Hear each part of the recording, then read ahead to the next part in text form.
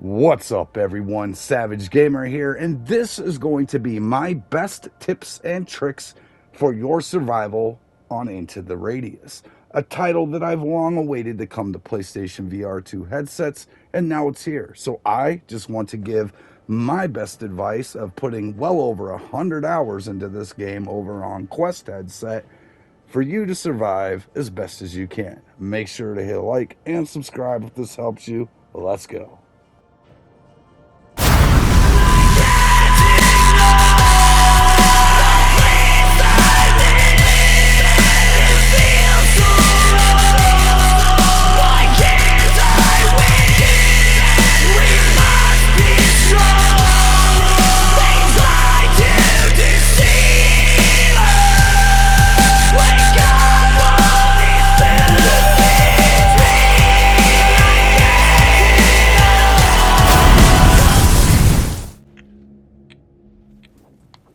All right, so let's start this one off with anomalies.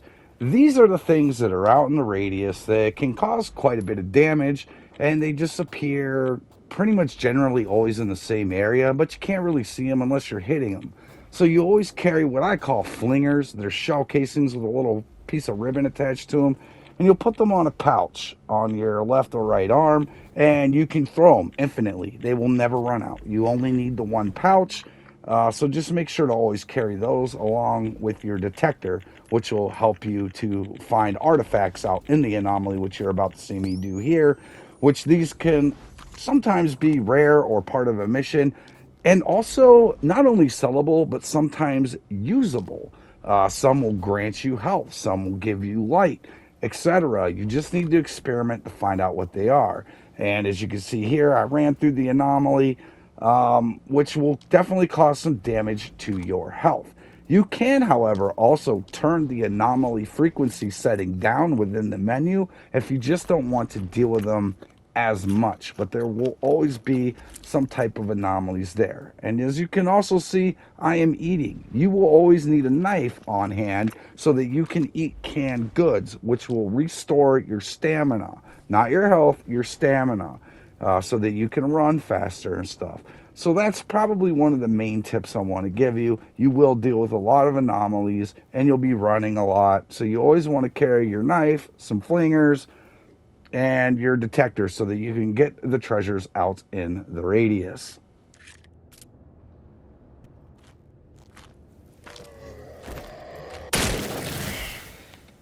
Next up, field bases. Or at least that's what I call them. These are bases that you will find one, possibly two, within each map location, where you're basically safe. Some are stocked with ammunition, weaponry, notes, and a bed that you can sleep in. They are also providing you shelter from if you happen to be out in the radius and the tide is coming in. You want to make way to one of these field bases as fast as possible. Now, also, you don't want to just strip everything out of these bases, right? You can also leave ammunition and armory in them. So if you're running low on ammo or something out in the radius, you can make your way to one of these field bases and grab your own supply that you left there previously. It's a good habit to get into because you will be out in these maps quite often. So when you have extra ammo or extra weapons laying around, make way to one of these bases and drop off some shit to help you out for later. And that pretty much covers field bases.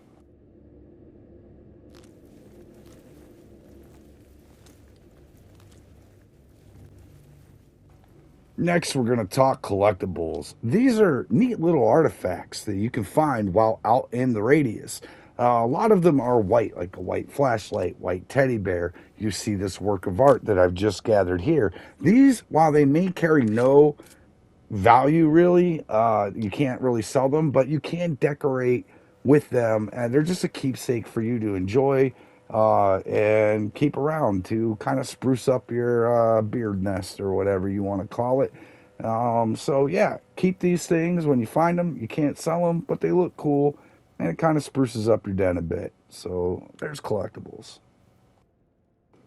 Also, on a side note, while not really a collectible, make sure to save all the notes that you find in the radius. Some of them will trigger certain events that can happen. You can always read back on them later to discover more about the radius. Okay, now combat. These are going to be some of the biggest tips that I give you throughout this video, and all of them will help you out immensely. Let's start with your backpack. It sucks when you dump a mag and lose it. So if you're in a firefight and you can stand still, keep your backpack open and eject your mag directly into your bag as you just saw me do here. Because that way it won't fall to the ground. You're not fumbling to pick it up later. You can just dump the clip with the butt end of your gun right aimed towards your backpack and it'll save your clip. Also, a few other suggestions. Always pack AP rounds for the armored enemies and only use silence rounds with a gun that has a silencer. Don't use standardized rounds when you have a silencer equipped to that firearm because it'll just break the silencer rather quickly.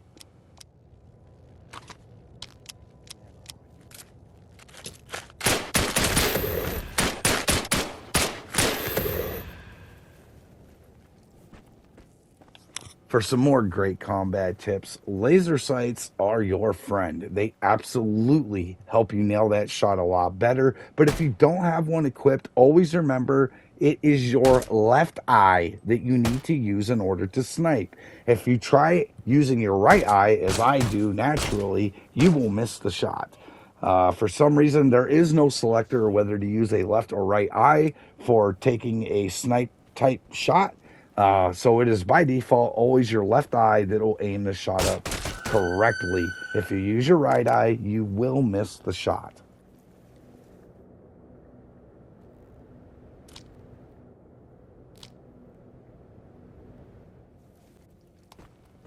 Next up is explore everywhere. Do not ever just go from one place to the next following your directive on your map.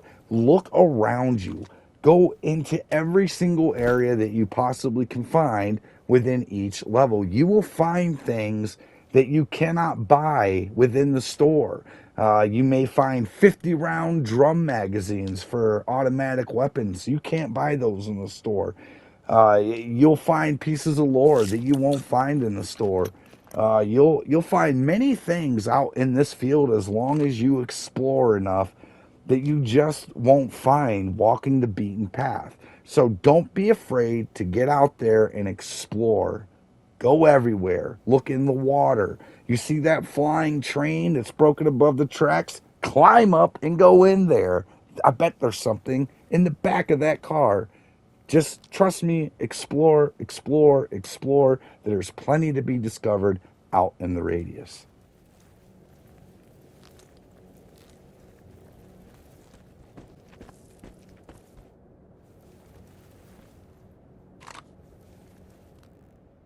As I said, explore, you'll see here, I find a 50 round drum magazine for a fully automatic weapon. However, if you do not find the note that correlates to this cache, this will not be there.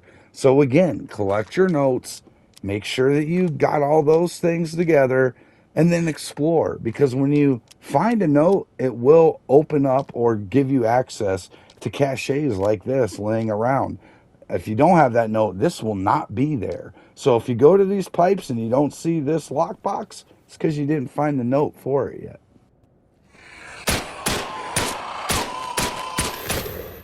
And here's the best tip of all, that the developers of Into the Radius have reached out to me and have given me 2 keys to give away to my subscribers. I have one for North America and one for EU, and they are waiting for you right now by the time this video plays in the Radius. Here's what you must do in order to get those keys. You must be subscribed to Savage Gamer Asylum, and you must go follow me on Twitter. And then I need you to comment on the post that will have Into the Radius tagged in that tweet, post, X, whatever you want to call it. And the question that I have to you is, if you could bring any one item into the Radius with you, what would it be? And then you need to tell me your region EU, or NA, and we will select the winner. It's that simple. This will all be on Monday, the same day that this video premieres and uploads. First one to get it is the first one to get it. Simple as that, guys. So I hope that you've enjoyed my video. Make sure to hit like and subscribe, especially if you want to be in the contest here to win a couple keys. And yeah, enjoy your time out into the radius. Thanks for watching, and until next time, have fun, stay savage, keep gaming. I'm out, y'all. Peace.